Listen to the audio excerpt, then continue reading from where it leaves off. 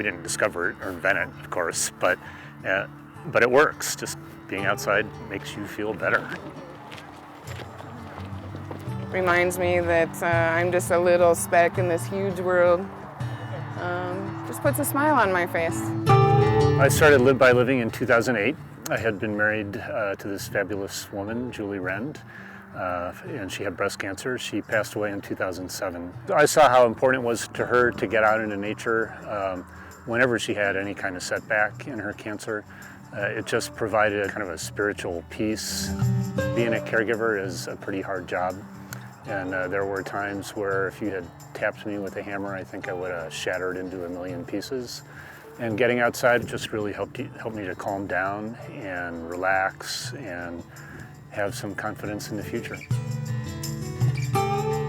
After she died, I decided that I would like to try to share the benefits that she and I had gotten from being outside and the ways it helped us deal with the whole cancer journey. So that's why I started Live by Living. I am out here on a Live by Living hike with some of my best friends in Denver. What we do basically is connect cancer survivors and their caregivers with nature and with one another. It's a whole new network of support that Live by Living's helped me build. It's been awesome.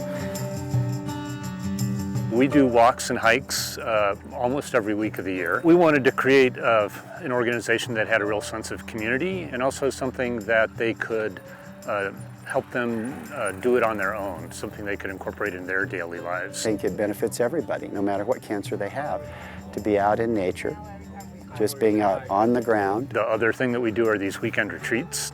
And that's kind of the capstone experience. 2 nights, 3 days. They're at the 10th Mountain Huts. Hut is really a misnomer. They're beautiful log cabins. People who come on the retreat, they might still be in treatment. They might have just finished treatment. They might have had cancer 20 years ago. And of course, the retreats are also open for caregivers.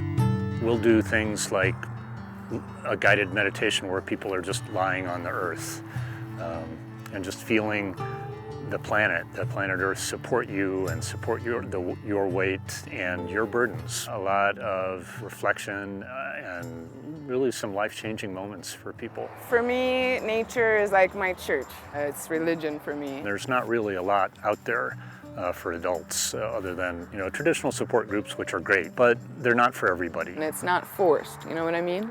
It's just, we can just be here and not talk if we don't want to. But we still feel support. None of us are on pity trips.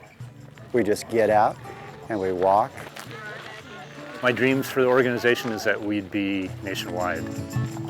Cancer is a challenge in a lot of ways, and one of the ways it's challenging is financially. So we wanted to offer it free of charge to people.